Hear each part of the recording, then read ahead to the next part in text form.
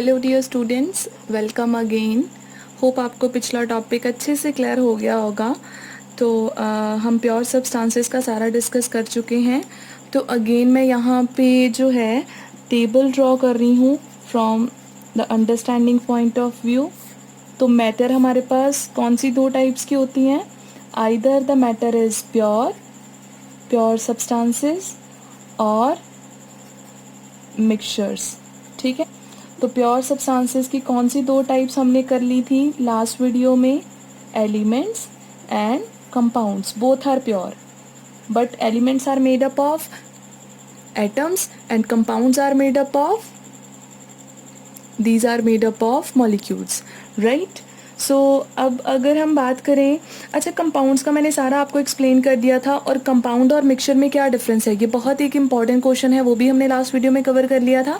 लेकिन एक चीज़ मैं आपको और यहाँ पे ऐड ऑन करना चाहूँगी कि जो एलिमेंट्स होते हैं वो डेफिनेटली हैं तो एटम से मिलकर बने हैं, तो इनकी फर्दर टाइप जो है वो कौन कौन सी हो सकती है?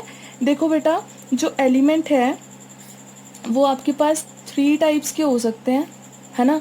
आपको पता है कोई भी एलिमेंट उसकी नेचर क्या होती है? या तो वो मेटल होगा, या वो नॉन मेटल होगा, या फिर वो क्या होगा? मेटल, नॉन मेटल, और थर्ड कैटेगरी आपने क्या पढ़ रखी है?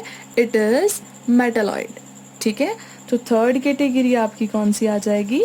मेटलॉइड। तो होप आपको ये आपने प्रीवियस क्लासेस में 8th में ही काफ़ी अच्छे से कर रखा है, तो ये अलग से बताने की ज़रूरत है नहीं है आपको कि जो एलिमेंट्स होते हैं वो मेटल भी हो सकते हैं, नॉन मेटल भी हो सकते हैं, मेटलॉइड भी हो सकते हैं। अब जैसे मैंने एग्जांपल जो कल दी थी कार्बन, नाइट्रोजन, ऑक्सीजन की, वो नॉन मेटल्स हैं, लेकिन अगर हम सोडियम, आयरन, गोल्ड, है ना, इनकी बात करें तो ये मेटल्स हैं, और सिलिकॉन, जर्मेनियम, इनकी बात करें तो ये मेटलॉइड्स हैं।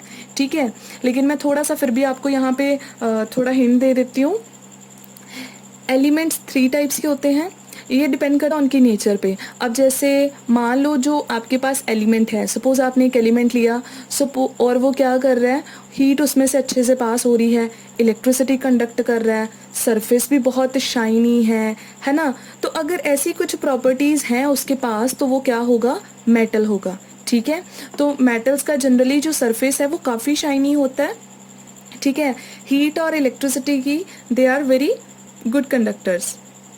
तो आप इन प्रॉपर्टीज़ की बेसिस पे जो है मेटल्स को क्लासीफाई कर सकते हो। और रही बात नॉन मेटल्स की, तो बेटा नॉन मेटल्स एंटायरली डिफरेंट है। उनका जो सरफेस है वो बहुत डल होता है, इट डजेंट लुक मतलब शाइनी। और एक चीज़ और बता दूँ मैं आपको कि जो कंडक्शन की बात आती है, तो ना तो इनमें से इलेक्ट्रिसिटी पास होती है और ना ही ये हीट को कंडक्ट करते हैं। समझ गए? तो इसका मतलब मेटल और नॉन मेटल बिल्कुल ही नॉर्थ साउथ पोल जैसे हैं, है ना, एक दूसरे से बिल्कुल डिफरेंट है। और जो रही बात हम मेटलॉइड की, तो मेटलॉइड दोनों का मिक्सचर है। ये वो एलिमेंट्स होते हैं जो कभी मेटालिक प्रॉपर्टीज शो कर देते हैं और कभी नॉन मेटल की प्रॉपर्टीज शो कर देते हैं। तो ये एक मिक्सचर ऑफ प्रॉपर्टीज़ को शो करते हैं, उनको हम मेटलॉइड्स कहते हैं। तो ये आपने अच्छे से पहले ही कर रखा है। लेकिन एक चीज़ मैं ये बता दूं, ज़रूरी नहीं है, ठीक है, ज़रूरी नहीं है कि जो मेटल है वो हमेशा उसका शाइनी सरफेस हो। एक्सेप्शनल केसेस हर जगह होते हैं, ठीक है, और डेफिनेटली होंगे भी। नॉन मेटल हैं, ज़रूरी नहीं है कि वो इलेक्ट्रिसिटी जो है वो कंडक्ट मतलब नहीं करती हूँ, कोई एक आधी ऐसी नॉन मेटल भी हो सकती है ना, एक्सेप्शनल। तो वो इलेक्ट्रिसिटी क्या करेगी? कंडक्ट करेगी, जैसे एग्जांपल ग्रेफाइट, है ना। तो चलो एक्सेप्शनल केसेस हर जगह होते हैं। और अगर कोई इंटरेस्टेड है मेटल, नॉन मेटल, मेटलॉइड के बारे में ज़्यादा इन्फॉर्मेशन के लिए, तो वो मैंने 10th स्टैंडर्ड का metal non metal chapter cover करा है, वहाँ जाके देख सकता है थोड़ी अपनी इन्फॉर्मेशन के लिए। अदरवाइज़ आप इतना भी दिमाग में रख लेते हो, it is more than sufficient. तो आपका यहीं पे प्योर सब्सटेंसेस का सारा कॉन्सेप्ट जो है वो ख़त्म हो जाता है। अब हम बात करते हैं बेटा मिक्सचर की। ठीक है, हाँ जी बेटा, तो मिक्सचर क्या होते हैं थोड़ा बहुत तो मैंने प्रीवियस लेक्चर में ही बता दिया था कि मिक्सचर्स क्या होते हैं। अगर हम प्योर सब्सटेंसेस को मिक्स कर दें तो जो हमारे पास एज ए रिज़ल्ट जो भी चीज़ बनेगी उसको हम क्या बोलेंगे? मिक्सचर बोलेंगे। तो मिक्सचर किस टाइप के होते हैं? ठीक है, तो मैं एक चीज़ आपको बता दूं कि मिक्सचर्स को हम कैसे क्लासीफाई कर सकते हैं। अब बेटा देखो, एग्जाम्पल से लेके चलते हैं, फिर आपको ज़्यादा क्लियर होगा। मान लो मैंने 2-3 चीज़ों को मिक्स कर दिया और ना मैंने आपके सामने रख दिया। ठीक है, मिक्स करने के बाद, और आपको पता ही नहीं चल रहा कि इसमें मैंने कुछ मिक्स किया भी है या नहीं किया, है ना, आपको देख के नहीं पता चल रहा, बिल्कुल एकदम क्लियर सी आपको कोई चीज़ दिख रही है। सपोज़ एक आपके पास क्या है, सपोज़ आपके पास है एक गिलास मैंने वाटर का रख दिया और दूसरी तरफ मैंने एक गिलास वाटर में जो है सॉल्ट को डिज़ोल्व करके आपके सामने रख दिया और मैंने बोला कि बेटा बताना ज़रा किस में सॉल्ट है या किस में नहीं है, तो आप बता पाओगे? बिना टेस्ट किए तो नहीं बता सकते, है ना। तो इसका मतलब कि कई बार आपका जो मिक्सचर बनता है वो एकदम कैसा बनता है, एकदम उसकी कंपोजिशन यूनिफॉर्म होती है। यूनिफॉर्म का मतलब क्या होता है, हम यूनिफॉर्म का मतलब ये है कि सारे बच्चे है ना एक जैसे दिखें, इसीलिए स्कूल में यूनिफॉर्म पहनाई जाती है। तो यूनिफॉर्म का मतलब होता है बिल्कुल एक जैसा। तो अगर आपका मिक्सचर जो है वो उसकी यूनिफॉर्म कंपोजिशन है, मतलब बिल्कुल देखने में क्या लग रहा है, सर से पैर तक बिल्कुल एक जैसा लग रहा है ना। पानी में नमक डिसॉल्व कर देते हो तो क्या कहीं पे नमक अलग कहीं दिखता है आपको? नहीं, है ना, सारा एक जैसा दिखता है। ये नहीं होता कि सॉल्ट के पार्टिकल्स आपको अलग से दिखें, नहीं, ऐसा नहीं ना होता। तो यूनिफॉर्म कंपोजिशन है, राइट। तो इसका मतलब एक आपके मिक्सचर ऐसे होते हैं जिनकी कंपोजिशन क्या होती है, यूनिफॉर्म होती है, और ऐसे मिक्सचर्स को आप क्या बोलते हो, these are known as homogeneous mixture. ठीक है, होमोजेनस मिक्सचर्स क्या होते हैं, जिनको देखकर आप आइडेंटिफाई नहीं कर सकते हो कि कौन कौन से प्योर सब्सटेंसेस को मिलाकर इनको बनाया गया है। That means they are showing the uniform composition, okay, और अलग अलग जो है वहाँ पे फेस दिखाई नहीं दे रहे हैं, तो इसको आप होमोजेनस मिक्सचर बोलोगे। लेकिन अगर मान लो मैं एक गिलास वाटर और लूँ और मैं उसमें ना 1 चम्मच सैंड डालकर आपके सामने रख दूँ, तो मैं बोलूँ कि बेटा बताओ ज़रा, तो आप तो देख के मतलब इतना क्विकली आइडेंटिफाई कर लोगे कि मैम आपने तो इसमें सैंड मिक्स करा है, क्योंकि सैंड के पार्टिकल्स आपको अलग से नीचे है ना बैठे हुए दिख रहे होंगे, ठीक है, और वाटर अलग से दिख रहा होगा। इसका मतलब एक गिलास में आपको 2 चीज़ें दिख रही हैं, है ना, ये रहा गिलास, सैंड यहाँ बड़ी दिख रही है, वाटर अलग से ऊपर दिख रहा है। तो आप कहोगे एक तो नीचे यहाँ पे सैंड दिख रही है और ऊपर वाटर अलग से दिख रहा है, यानी अलग अलग आपके फेजेस हो गए, डिफरेंट डिफरेंट फेजेस दिख रहे हैं। तो अगर आपके डिफरेंट डिफरेंट फेजेस दिख रहे हैं तो ऐसे मिक्सचर को आप क्या बोलोगे, हेट्रोजेनस मिक्सचर। ठीक है, हेट्रोजेनस मिक्सचर्स क्या होते हैं, they are having non uniform composition. वो देखने में बिल्कुल एक जैसे नहीं होते हैं, है ना, उनमें क्या होते हैं, तो क्या होते हैं उनमें बेटा, मोर नंबर ऑफ फेजेस, अलग अलग फेज दिखाई दे रहे होंगे, है ना, अलग अलग एरियाज उसमें दिख रहे होंगे जिसमें अलग अलग पार्टिकल्स आपको दिख रहे होंगे, ठीक है। और ये होता है आपके पास मिक्सचर 2 टाइप्स के होते हैं, either these are homogeneous mixture और दीज आर हेट्रोजेनस मिक्सचर, ठीक है। तो अब हम नेक्स्ट इनको कर लें discuss. Heterogeneous sorry homogeneous mixture क्या होते हैं, इनको हम लोग बोलते हैं सॉल्यूशन, ठीक है। What are heterogeneous mixture, these are the solution, ठीक है। और ये कैसे होते हैं, इनकी बिल्कुल यूनिफॉर्म कंपोजिशन होती है, ठीक है, और देखने में भी कैसे होते हैं, एकदम ट्रांसपेरेंट, आपको इसके आर पार आराम से दिख जाएगा, है ना, ट्रांसपेरेंट होते हैं, समझ गए। तो इनको आप लोग क्या बोलते हो, these are known as the solution. तो एग्जाम्पल कोई बता सकते हो सॉल्यूशन की, जैसे जैसे जैसे आपने क्या किया, आपने वाटर में सॉल्ट को मिक्स कर दिया। जब आप वाटर में सॉल्ट को मिक्स करते हो तो एकदम क्लियर, एकदम ट्रांसपेरेंट मिक्सचर बनता है जिसको आप सॉल्यूशन बोलते हो, ठीक है बेटा। तो अब रही बात हेट्रोजेनस मिक्सचर की। हेट्रोजेनस बेटा, अब एक चीज़ होती है, मैंने कहा ना कि इसमें अलग अलग फेजेस होते हैं, आपको दिखाई दे जाते हैं, लेकिन ज़रूरी है कि आपको नेक्ड आई से दिखाई दे जाए, ज़रूरी तो नहीं होता, है ना। कई बार क्या होता है, देखने में आपको सोल्यूशन बिल्कुल क्लियर, बिल्कुल होमोजीनियस लग रहा होता है कि हाँ जी ये तो सोल्यूशन जैसा है, लेकिन असल में जब आप माइक्रोस्कोप यूज़ करते हो तो उसमें पार्टिकल्स आपको अलग अलग, है ना, सस्पेंडेड दिखेंगे उसमें से। तो इसका मतलब हेट्रोजेनस मिक्सचर भी आपके पास फर्दर 2 टाइप के होते हैं। एक होते हैं बेटा आपके पास कोलॉइडल सोल और एक होती है आपके पास सस्पेंशन, ठीक है। एक होते हैं आपके पास कोलॉइडल सोल और एक क्या होती है आपके पास, सस्पेंशन होती है, ठीक है।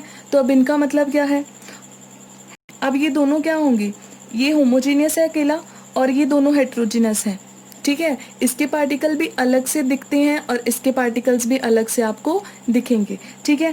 फ़र्क सिर्फ इतना होगा कि इसके पार्टिकल्स आपको नेक्ड आई से ही दिख जाएंगे, ठीक है।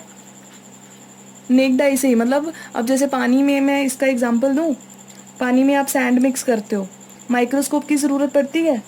बिल्कुल नहीं पड़ती है ना। आपको मतलब ऐसे ही नेक्ड आई से देखने में ही पता चल जाता है कि हाँ जी इसमें क्या चीज़ मिक्स कर रखी है, समझ गए। कोलॉइडल सोल क्या होता है? कोलॉइडल सोल एक ऐसा मतलब आपके पास मिक्सचर है जो मतलब इतना इजीली आइडेंटिफाई नहीं होता, ठीक है। नेक्ड आई से नहीं दिखेगा, ये नेक्ड आई से इसके जो पार्टिकल्स हैं या इसके फेजेस हैं वो नहीं दिखते हैं, लेकिन अगर आप माइक्रोस्कोप आपने यूज़ कर लिया तो उसमें क्या करेंगे, आपको दिख जाएंगे। अब जैसे मैं यहाँ पे एग्जांपल ले रही हूँ बेटा, आपके पास यहाँ पे मिल्क का, मिल्क एक मिक्सचर क्यों है? मिल्क एक प्योर सब्सटेंस नहीं है, क्योंकि मिल्क में वाटर भी होता है, फैट्स होते हैं, प्रोटीन्स होते हैं, तो बहुत सारी चीज़ों को मिक्स करने के बाद आपका जो है मिल्क बना हुआ है। अब मिल्क देखने में आपको क्या लगता है? आप तो कहोगे मैम एक गिलास अगर हम यहाँ पे मिल्क लें तो नीचे से ऊपर तक सारे का सारा एक जैसा दिखता है, अलग अलग कोई पार्टिकल्स हमें नहीं दिखते हैं, तो ये हेट्रोजेनस कैसे हुआ? तो मैंने कहा ना, हेट्रोजेनस का मतलब है कि या तो नेक्ड आई से पार्टिकल्स दिख जाए या फिर माइक्रोस्कोप की हेल्प से दिख जाए। लेकिन अगर ना नेक्ड आई से दिख रहे हैं ना माइक्रोस्कोप की हेल्प से दिख रहे हैं, इसका मतलब वो क्या है, वो आपकी सॉल्यूशन में आ जाएगा, ठीक है। तो मिल्क को देखने में होमोजेनस लगेगा, देखने में लगेगा कि ये तो सॉल्यूशन है, लेकिन जब हम उसको माइक्रोस्कोप की हेल्प से दिखते हैं तो अलग से फैट और प्रोटीन पार्टिकल्स मिल्क में सस्पेंडेड दिखते हैं, तो इसका मतलब इसका नेचर होमोजेनस नहीं है, it is heterogeneous in nature, ठीक है। तो बेसिकली हम यही कह सकते हैं कि आपके मिक्सचर जो हैं वो 3 टाइप के होते हैं। Mixture can be solution, it can be colloidal sol, it can be suspension, ठीक है। लेकिन 2 टाइप्स हमने क्यों अलग से बना दी? कुछ होमोजेनस होते हैं जैसे सॉल्यूशन होमोजेनस है, और कुछ हेट्रोजेनस होते हैं जैसे कोलॉइडल सोल एंड सस्पेंशन है, ठीक है। और बेटा एक चीज़ और बताऊं, अब बिल्कुल बेसिक, अब आपको पता है हमने इनको अलग अलग से पढ़ना है हर एक चीज़ को, है ना, अच्छे से कि कौन सी चीज़ क्या होती है। मिक्सचर का मैंने तो चलो बता दिया, लेकिन मैं आपको एक चीज़ बताती हूँ। अगर आपने पता करना है कि सॉल्यूशन कब बनेगा, कोलॉइडल सोल कब बनेगा और सस्पेंशन कब बनेगा, तो सिंपल सी बात है, बिल्कुल एक छोटी सी बात मेरी याद रख लेना। ये मैंने लिया एक कंटेनर, इसमें मैंने डाल दिया वाटर, ज़रूरी नहीं है वाटर डालना है, कुछ भी हो सकता है वाटर के अलावा, है ना। कोई भी मैंने एक लिक्विड लिया, अब उसमें मैंने कोई और प्योर सब्सटेंस जो है वो मिक्स करना है। 2 प्योर सब्सटेंसेस तो कम से कम मिक्स करेंगे ना मिक्सचर बनाने के लिए। अब मैंने इसमें कोई चीज़ डालनी है, अब जो मैं नया सब्सटेंस डाल रही हूँ बेटा, उसका पार्टिकल साइज़ बड़ा मैटर करता है हमारे लिए। पार्टिकल साइज़ बहुत छोटा भी हो सकता है, ठीक है, बहुत बड़ा भी हो सकता है और मीडियम रेंज का भी हो सकता है। अगर तो पार्टिकल का साइज़ बहुत छोटा हुआ, बहुत छोटा, तो वो आपके इस लिक्विड में अच्छे से क्या हो जाएगा, मिक्स हो जाएगा और क्लियर होमोजीनियस सॉल्यूशन बनाएगा, जिसको आप नेक्ड आई से तो क्या माइक्रोस्कोप की हेल्प से भी आइडेंटिफाई नहीं कर सकते हो। तो इसका मतलब जब पार्टिकल साइज छोटा होता है तब आपके पास कौन सा बनता है मिक्सचर? इस केस में जो आपका पार्टिकल साइज है वो बहुत क्या होता है, छोटा होता है, तब क्या बनेगा, सॉल्यूशन बनेगा। लेकिन अगर पार्टिकल्स का साइज़ बहुत बड़ा है, जैसे सैंड का हो गया, है ना, तो पार्टिकल का साइज़ इतना बड़ा है कि जब हम उनको शेक करते हैं तो सैंड के पार्टिकल मूव करना स्टार्ट हो जाते हैं, लेकिन अगर थोड़ी देर के लिए रखे ना तो बेचारे इतने हैवी हैं कि वो नीचे सेटल डाउन होना स्टार्ट हो जाते हैं ग्रेविटी की वजह से। तो हैवी क्यों है? क्योंकि पार्टिकल्स का साइज़ बहुत बड़ा है। तो पार्टिकल का अगर साइज़ बड़ा है, पार्टिकल साइज़ बहुत लार्ज है और उसको आप मिक्स कर रहे हो, तो फिर तो डेफिनेटली सस्पेंशन बनने वाला है ना। अब रही बात कोलॉइडल की, तो यहाँ पे क्या हो जाएगा, मीडियम, ठीक है। अगर पार्टिकल का साइज मीडियम रेंज में लाई करता है, ना तो इतना छोटा है सॉल्यूशन वाले पार्टिकल जितना और ना सस्पेंशन पार्टिकल जितना बड़ा है, एक इन बिटवीन रेंज में जो है वो आ रहा है, तो इसका मतलब वो कोलॉइडल सोल बनाएगा, ठीक है। जिसको अगर आप शेक करते हो, थोड़ी देर रख देते हो, तो वो उसके पार्टिकल से सेटल डाउन नहीं होते हैं, इधर उधर रैंडमली मूव ही करते रहते हैं। एक और एग्जांपल दूं कोलॉइडल सोल की, आपके पास जैसे आपके पास हो गया सोप सॉल्यूशन, पानी में अगर आप सोप को डिसॉल्व कर देते हो, ठीक है, तो वो भी आपके पास किस कैटेगरी में आ जाएगा, कोलॉइडल सोल में आ जाएगा। अगर आप ऑयल में वाटर मिक्स कर देते हो वो भी आपका कोलॉइडल सोल है।